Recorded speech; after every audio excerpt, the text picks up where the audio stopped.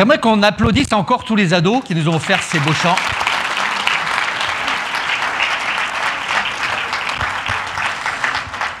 Ça me rappelle qu'un jour, alors que j'avais 13 ans, pour la première fois, on a ouvert la Bible devant moi.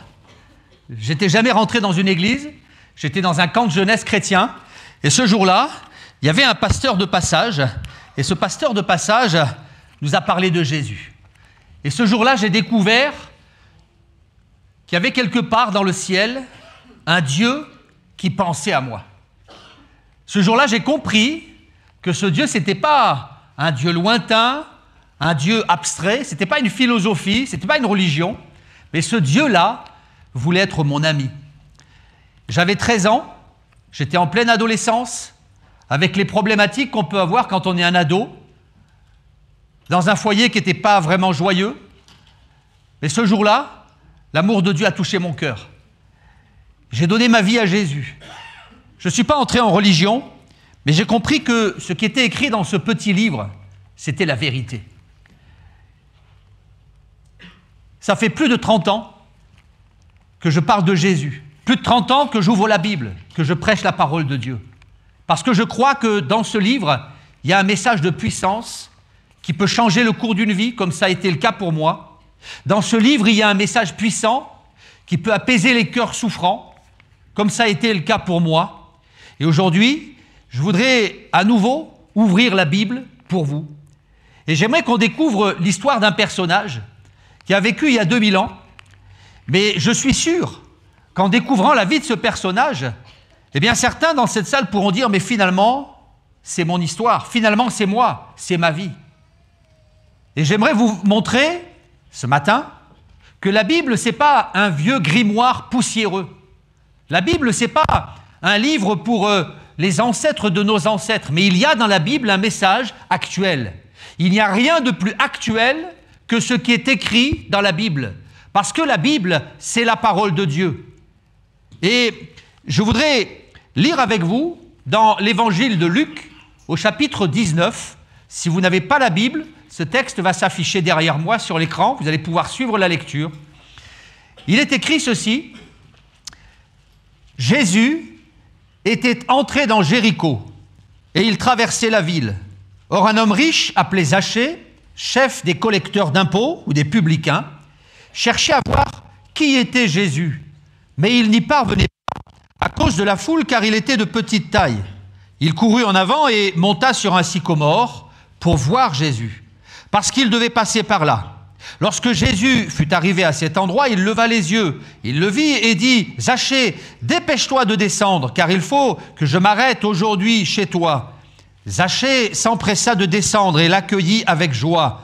En voyant cela, tous murmuraient et ils disaient « Mais il est allé loger chez un homme pécheur. » Mais Zachée, se tenant devant le Seigneur, lui dit « Seigneur, je donne aux pauvres la moitié de mes biens, et si j'ai causé du tort à quelqu'un, je lui rends le quadruple. » Alors Jésus dit à son propos « Le salut est entré aujourd'hui dans cette maison, parce que lui aussi est un fils d'Abraham. En effet, le Fils de l'homme, Jésus, est venu chercher et sauver ce qui était perdu. » Voilà l'histoire de Zachée, un petit homme qui avait une grande réputation, la réputation d'être riche.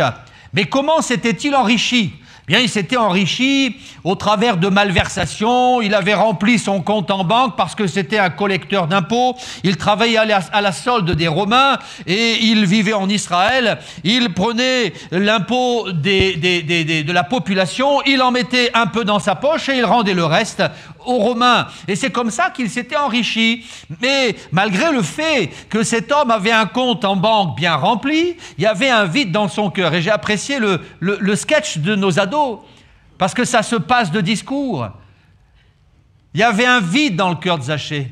Il avait beaucoup d'argent, il avait une certaine renommée, il avait acquis un rang social, il avait atteint certainement le sommet, mais il y avait un vide dans son cœur. Et un jour, quelqu'un va venir parler de Jésus à Zachée. Et ce texte que nous avons lu nous dit au verset 2, « Or, un homme riche appelé Zachée, chef des collecteurs d'impôts, cherchait à voir qui était Jésus. » Qui était Jésus? Mais qui est ce Jésus?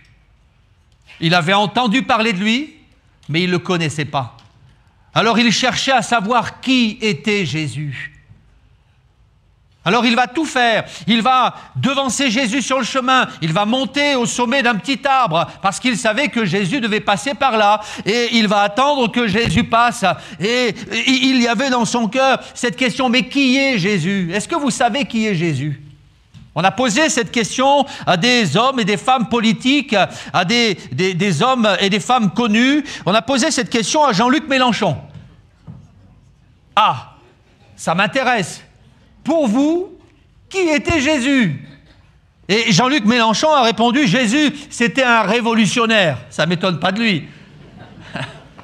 On a posé la question à Yannick Jadot. Yannick Jadot a répondu, mais si Jésus était encore là, il serait écolo, c'est sûr. Bon. On a posé cette question à Anne Hidalgo. Anne Hidalgo de répondre, Jésus, c'était un héros solitaire. Bon. On a posé cette même question à Jean Lassalle. Jean Lassalle a répondu aux journalistes, Jésus, ça serait mon petit frère. Bon, pourquoi pas? On a posé la question à Valérie Pécresse. Valérie Pécresse de répondre, c'était une personne ayant un message d'amour. Pas mal comme réponse.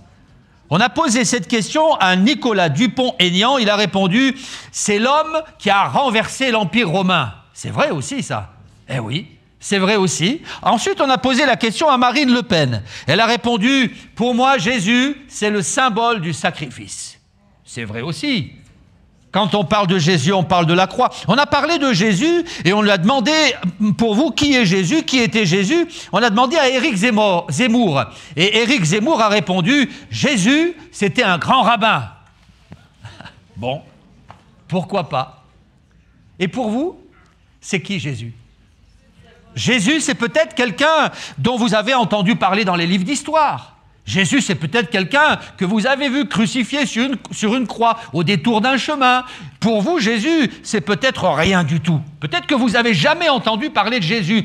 Zachée, lui, il avait entendu parler de Jésus, mais il ne savait pas qui c'était. Alors il va tout faire pour aller au-devant de Jésus parce qu'il voulait le rencontrer. Parmi toutes les réponses que je viens de citer, il y a une réponse que personne n'a donnée. Et cette réponse, j'aimerais vous la donner maintenant, c'est que pour moi, Jésus, c'est le Sauveur. C'est le Sauveur. Et il n'y en a pas d'autre.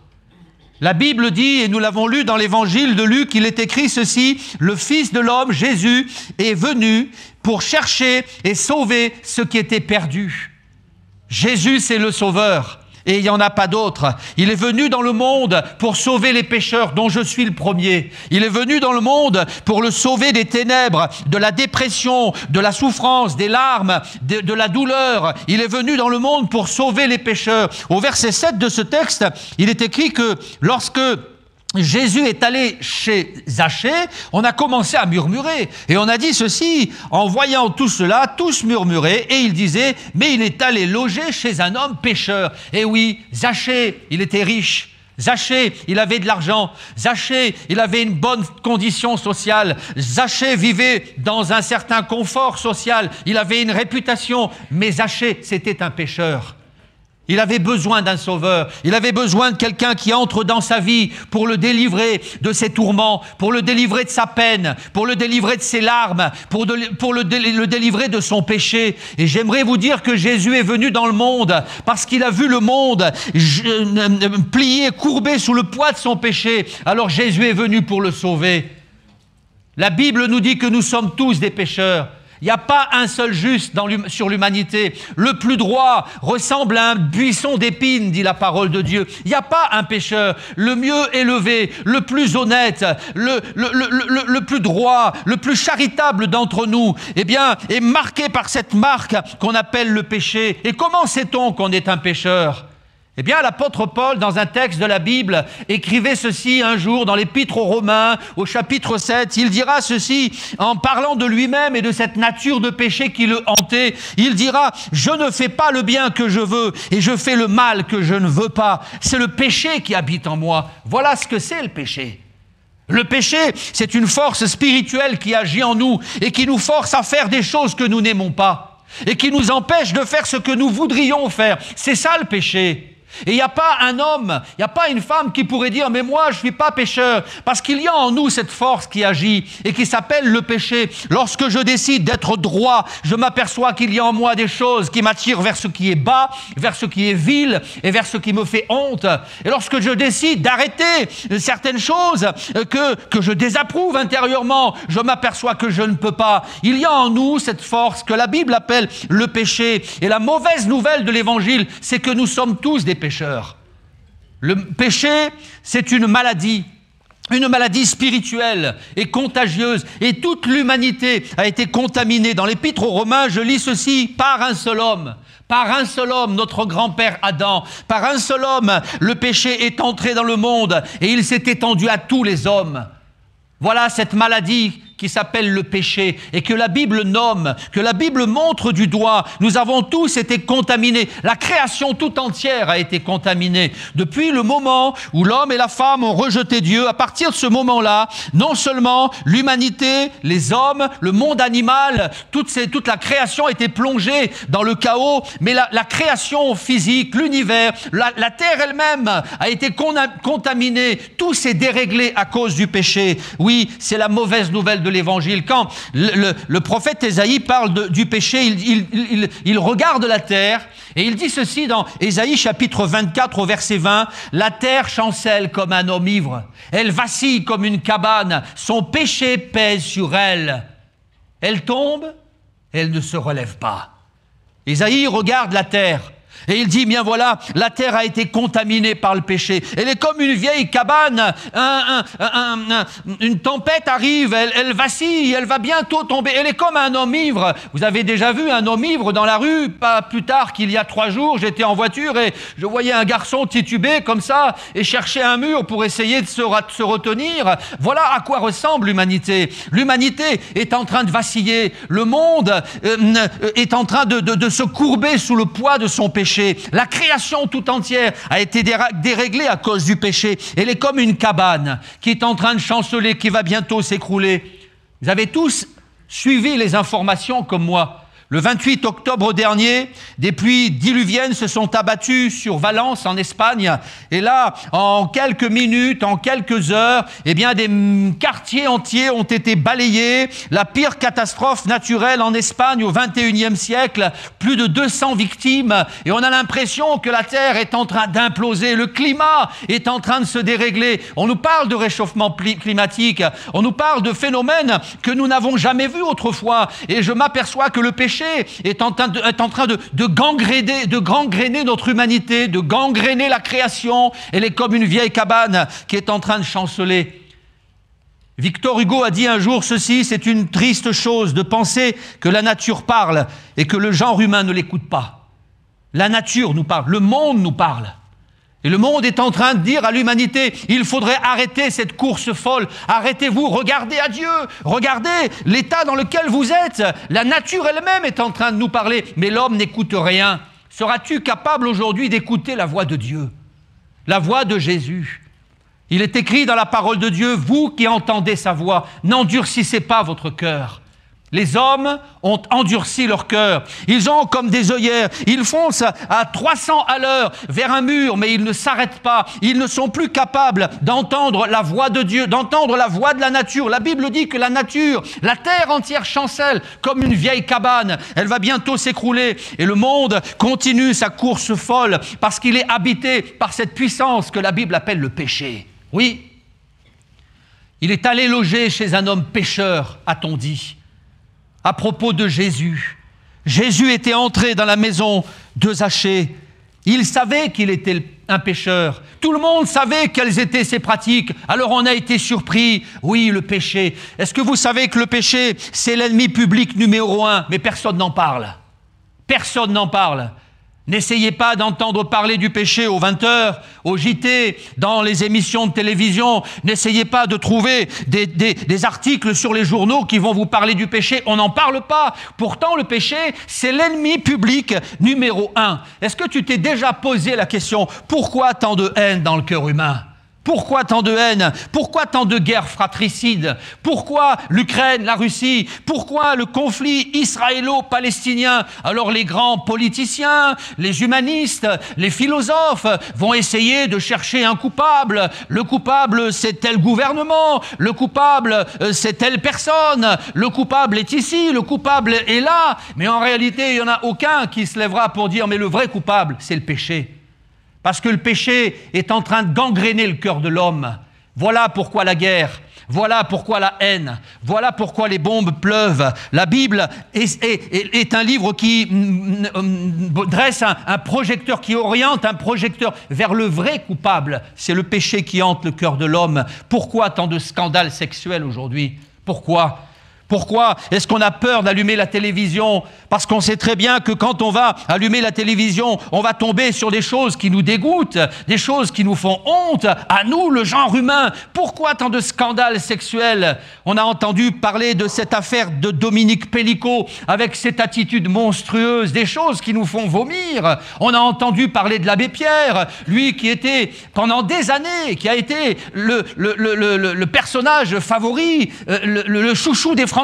Et voilà qu'un jour, on apprend ce qui s'est passé. On nous parle d'abus sexuels, on nous parle de toutes ces choses. On est comme écœuré par toutes ces choses. Mais c'est qui le vrai coupable? C'est le péché. C'est le péché. Et je vais te dire maintenant que la religion, c'est pas la solution. La religion, c'est pas la solution. Mais la solution, c'est Jésus. Quand à l'âge de 13 ans, on m'a parlé de mon péché pour la première fois, alors mon cœur a été touché et je me suis mis à pleurer et j'ai demandé pardon à Dieu pour mon péché. J'étais en train de me repentir. J'ai vu la noirceur de mon être intérieur. Et je me suis retrouvé aux pieds de Jésus et j'ai compris qu'à la croix du calvaire, Jésus était mort à ma place. Lui, le pur, le juste, l'innocent, le saint, avait payé la dette à ma place. C'est moi qui aurais dû être flagellé, humilié, cassé, brisé à cause de ce péché qui me hantait. Mais Jésus était mort à la croix pour moi. Il n'y a pas d'amour plus grand, dit la Bible. Il n'y a pas d'amour plus grand. Jean chapitre 15. Que de donner sa vie pour ses amis. Le Seigneur n'est pas venu pour faire des discours. Il est venu pour mourir à la croix. Et quand on a cloué le premier clou, le deuxième clou, qu'on l'a attaché à la croix, la Bible dit, chose surprenante, il n'a pas ouvert la bouche.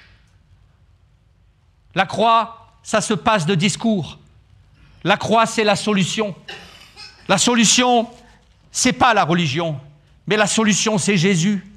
Et si je prêche depuis plus de 30 ans ce bel évangile, c'est parce que je sais que la solution, c'est Jésus. La solution à tes problèmes, la solution à tes maux, la solution face à tes chaînes, c'est Jésus. Lorsque Jésus est entré chez Zachée, qu'est-ce qui s'est passé? Je m'aperçois que Jésus n'a fait aucun discours, mais immédiatement, il y a eu un changement radical dans la vie de Zachée. Et Zachée prend la parole et il dit ceci au verset 8, eh bien voilà, il est écrit ceci, Seigneur Jésus, je donne aux pauvres la moitié de mes biens et si j'ai causé du tort à quelqu'un, je lui rends le quadruple. Vous savez ce que ça veut dire? Ça veut dire, voilà Jésus, autrefois l'argent, ces billets de banque et toutes ces choses-là, c'était mon Dieu. J'étais comme enchaîné à ces choses, mais aujourd'hui c'est terminé, je n'en ai plus rien à faire. Jésus avait délivré Zachée de sa cupidité, de son attrait pour l'argent. Jésus avait changé le cœur de Zachée.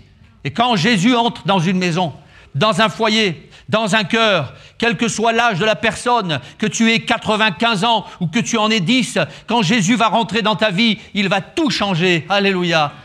Ça, c'est la puissance de l'Évangile. Paul disait dans l'Épître aux Romains au chapitre 1er, « Je n'ai pas honte de l'Évangile ». C'est la puissance de Dieu pour le salut de quiconque croit. Il y a une puissance dans ce message. Dans ce petit livre, quelques grammes, quelques feuilles de papier, il y a une puissance réformatrice, il y a une puissance bouleversante. C'est la puissance de l'Évangile. Ce n'est pas la religion la solution, mais la solution, c'est Jésus. La Bible dit dans 1 Corinthiens, il est écrit ceci au chapitre 5, « Si quelqu'un est en Christ, il est une nouvelle création et toutes choses sont devenues nouvelles. » Alléluia. C'est l'un de mes versets favoris. Si quelqu'un est en Christ, les choses anciennes sont passées. Qu'est-ce qui s'est passé chez ce petit homme Zachée? Eh bien, Jésus est entré en scène. Quand Jésus entrera en scène, quand tu ouvriras la porte de ta maison et qu'il pénétrera ton cœur, alors tu verras ce changement, cette transformation, ce bouleversement intérieur. Alors qui est Jésus? Eh bien, j'aimerais te dire que Jésus, c'est le libérateur. C'est lui qui libère. C'est lui qui fait tomber les chaînes. C'est lui qui casse les portes d'airain. Il y a un homme qui s'appelait Saul de Tarse, qui était rempli de haine. Il avait une haine viscérale, une haine incontrôlable à l'encontre de cette secte qu'on appelait à l'époque les chrétiens. Alors il faisait tout pour les détruire. Plus tard, il va rencontrer Jésus sur le chemin de Damas. Il va tomber à terre. Et la Bible dit que des écailles vont tomber de ses yeux. Il va devenir l'un des plus puissants, l'un des plus grands, l'un des plus fameux prédicateurs du christianisme. On ne l'appellera plus Saul, on l'appellera Paul. Et plus tard, il rendra témoignage et il dira, en regardant son passé avec honte, il dira, mais moi qui étais auparavant un blasphémateur, un persécuteur, un homme violent, j'ai obtenu miséricorde. Alléluia! Seigneur avait pardonné ce garçon. Et il dira, auparavant. Ça, c'était avant. Il y a des gens qui sont là dans cette salle et qui pourraient prendre ma place et qui parleraient mieux que moi de ce qu'ils ont vécu. Moi, j'étais un adultère. Mais ça, c'était avant. Moi, j'étais un alcoolique, mais ça, c'était avant. Moi, je fumais des joints du matin au soir, mais ça, c'était avant. Moi, je m'adonnais à la pornographie, mais ça, c'était avant. J'ai battu ma femme, j'ai trompé mon mari, mais ça, c'était avant. Depuis, Jésus est entré dans ma maison et il a tout changé. C'est pas une religion, la solution, mais c'est Jésus. Zachée, il faut que je demeure aujourd'hui dans ta maison. Allez, descends de ton arbre. Descends de ton arbre. Ouvre la porte de ta maison. Et tu vas voir ce que je vais faire pour toi. Et Zachée a sauté de son arbre. Et il a ouvert la porte de sa maison. Et il a compris que Jésus seul pouvait libérer sa vie, changer son cœur. Je crois dans le message puissant de l'Évangile. Depuis 30 ans, je prêche la croix. Parce que je sais qu'il y a un seul endroit où on doit aller pour être délivré, c'est à Golgotha. C'est quoi Golgotha? Mais c'est où Golgotha? C'est qui Golgotha? Qu'est-ce que c'est que ce truc? Golgotha, c'est un lieu. Golgotha, c'est une petite colline qui se trouve à quelques centaines de mètres de Jérusalem. Et là, il y a 2000 ans, on a planté une croix au sommet du mont Golgotha. Et sur cette croix, on a attaché un homme. On disait que c'était un agitateur public, un trublion, une espèce de fou. Et on l'a crucifié à la croix. Mais personne ne savait que ce jour-là, on était en train d'immoler Jésus, le Fils de Dieu, de sacrifier Dieu fait homme. Et lorsque Jésus a poussé son dernier cri, savez-vous ce qui s'est passé? La Bible dit que les ténèbres ont couvert la terre. Oui, le règne des ténèbres. Personne ne savait que Jésus était en train d'expier le péché de l'humanité. Personne ne savait que la croix allait devenir l'un des plus puissants messages pour changer des vies, des cœurs et des foyers, des nations tout entières, pour bouleverser un empire. Il avait raison, cet homme politique, de dire c'est l'homme qui a renversé l'empire romain à lui tout seul et sans un seul discours. Jésus a renversé le paganisme romain. Et la croix a été érigée partout dans l'Empire romain. Je voulais ce matin vous parler de Zachée, je voulais ce matin vous parler de Jésus, mais je voulais aussi et surtout ce matin vous parler de la croix. La croix, c'est un message puissant. La croix change les cœurs, elle change les vies. L'apôtre dira plus tard, la prédication de la croix, c'est une folie pour ceux qui périssent, mais pour nous qui sommes sauvés, c'est la puissance de Dieu. Alléluia! J'ai déposé mes peines à la croix quand j'avais 13 ans. J'ai déposé mes larmes à la croix. J'ai déposé mes colères à la croix. J'ai déposé mon angoisse, ma solitude, ma déprime, ma tristesse, mon péché et tous ces boulets que je traînais. J'ai tout déposé à la croix et le Seigneur m'a libéré. J'ai entendu parler de la croix où Jésus était mort à ma place. Plus tard, dans le même livre, l'apôtre Paul dira ceci, les Juifs demandent des miracles, les Grecs cherchent la sagesse, mais nous prêchons Christ crucifié. Alors ce matin, moi je ne vais pas vous présenter un discours basé sur des philosophies particulières. Je ne vais pas vous présenter un discours intellectuel, humaniste. Non, je n'en serais d'ailleurs pas capable, mais je vais vous parler de la croix. Et je vais vous dire que si vous venez à la croix, votre vie va changer. Je vous mets au défi d'essayer. Je te mets au défi de prier. Fais bien attention. Fais bien attention, parce que la prière, ça peut être dangereux. Ça peut changer le cours de ta vie. Je te mets au défi d'essayer. Viens à la croix. Dépose tes péchés, tes peines à la croix. Et tu comprendras qu'il y a 2000 ans, à la croix, Jésus est mort pour tes péchés. Tu comprendras que le message de l'Évangile, c'est un message qui est vrai. Qui était Jésus? Jésus, c'était et c'est encore le libérateur. Jésus, c'était et c'est encore le plus grand médecin de l'âme. Je voudrais vous présenter Jésus. Tu ne vas pas le voir avec tes yeux, tu ne pourras pas lui serrer la main à la sortie du culte, tu ne pourras pas le toucher et mettre ta main sur son épaule, mais si tu pries Jésus, si tu viens à la croix, alors il fera quelque chose d'extraordinaire, il guérira ton âme, il guérira ton cœur. Vous savez, lorsque Jésus est venu sur la terre, eh bien, la Bible nous dit qu'il a réparé les corps abîmés. Lorsque Jésus est venu sur la terre, la Bible nous dit qu'il a réparé les corps qui étaient usés par la maladie. Le boiteux se met à marcher. Là, l'aveugle recouvre la vue, le lépreux est purifié. Le Seigneur Jésus est venu réparer les corps abîmés. Mais je sais aussi, pour avoir lu la Bible et pour l'avoir vécu et pour avoir entendu des centaines de témoignages, je sais aussi que Jésus est celui qui répare les cœurs cassés. Oui, c'est le médecin de l'âme, le plus grand médecin de l'âme. Je lisais récemment un article sur un homme qui, en 2018, a reçu le prix Nobel de la paix, un gynécologue congolais que vous connaissez peut-être, un fameux Denis Mukwege. Il a, dit-on dans cet article, il a restitué à des milliers de femmes violées pendant 20 ans de guerre au Congo leur intégrité physique et leur dignité. Et la communauté internationale allait saluer les prouesses de cet homme et de ses chirurgies réparatrices en lui décernant le prix Nobel de la paix. Cet homme va s'appliquer pendant des années à réparer des femmes qui avaient été cassées par le viol. Mais c'est leur corps qui avait été abîmé, mais c'est leur cœur aussi, mais c'est leur âme qui avait été abîmée. Et cet homme, on va lui décerner le prix Nobel de la paix en disant, mais voilà un homme qui a fait des choses extraordinaires. Alors moi, je voudrais vous dire que la Bible décerne le prix Nobel de la paix et de la guérison à celui qu'on appelle Jésus.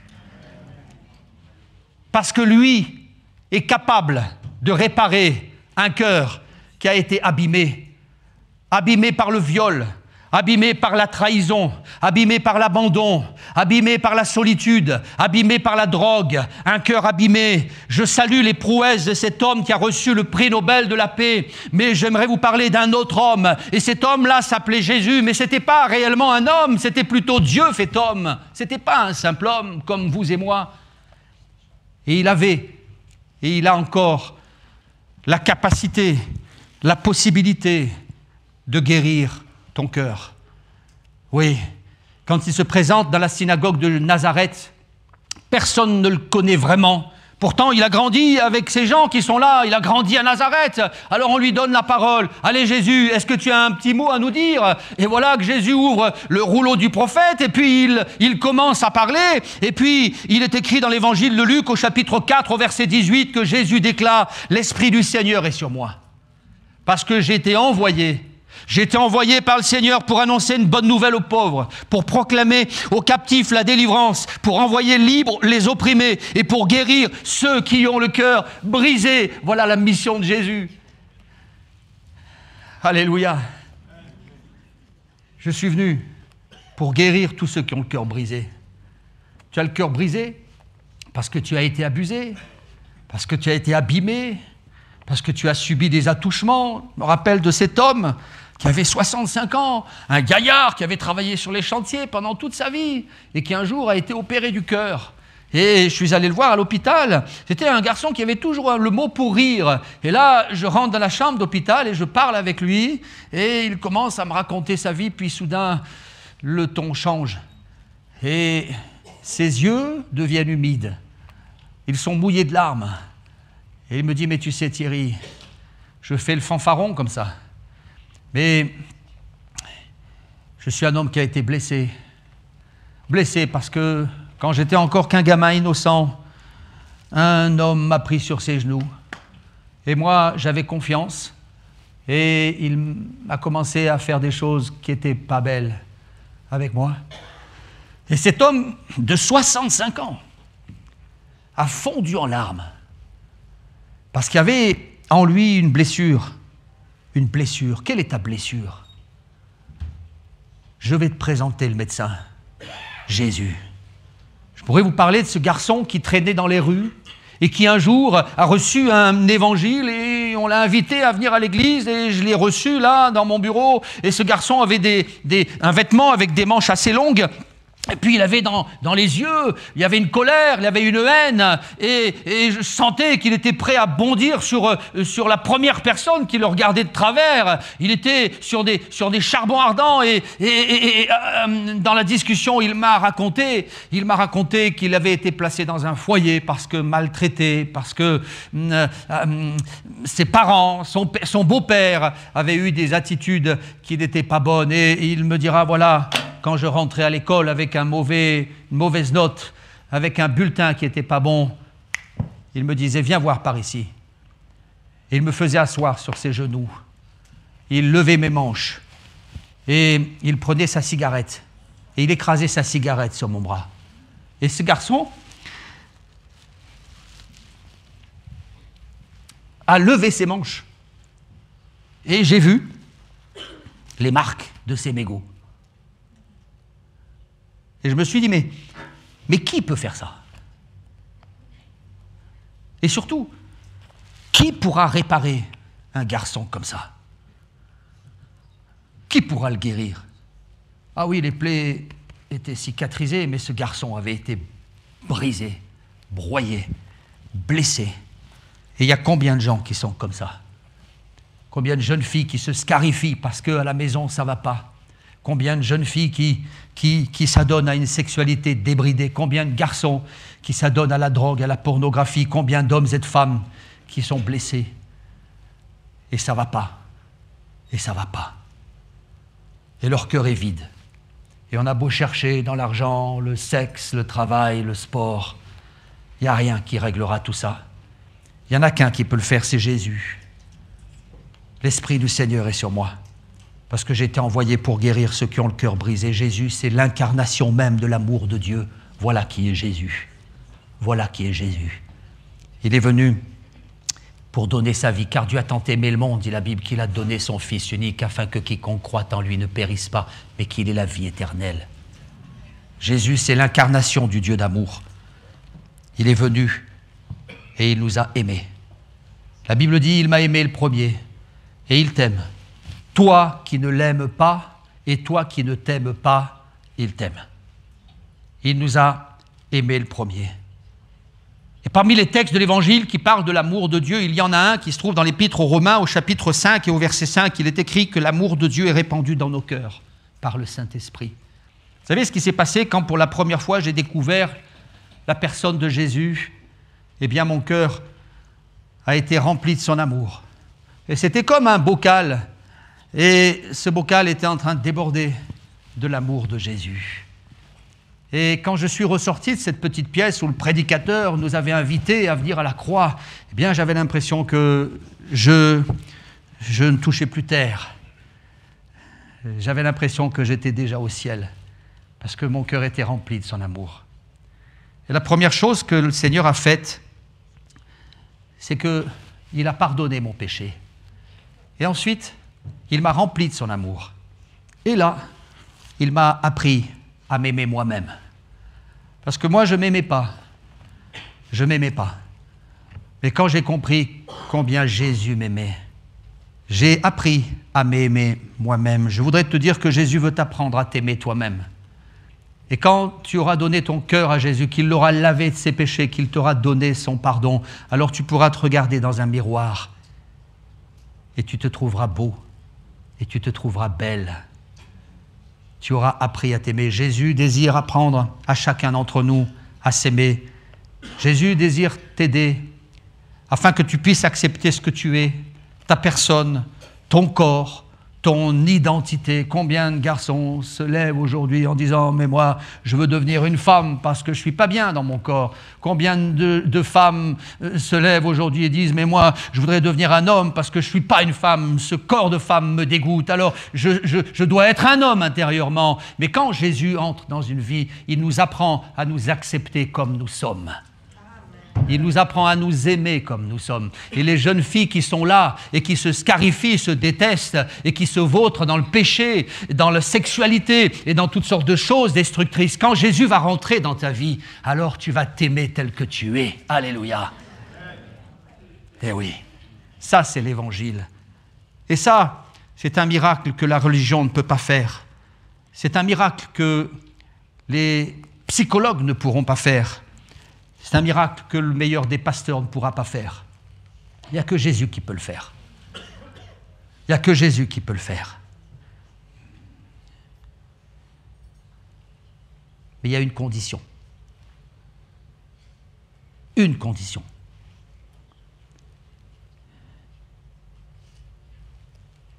Cette condition, c'est il faut que tu reçoives Jésus dans ton cœur. Il faut que tu reçoives Jésus dans ton cœur. Notre petit Zachée a entendu l'appel de Jésus. Il faut que je demeure aujourd'hui dans ta maison. Et le verset 6 nous dit, Zachée s'empressa de descendre et il le reçut avec joie. Il l'a reçu dans sa maison. Je voudrais que les musiciens reprennent place. Et j'aimerais te dire ceci, dans l'évangile de Jean, au chapitre 1er, il est écrit ceci, « La lumière brille dans les ténèbres, et les ténèbres ne l'ont pas reçue. »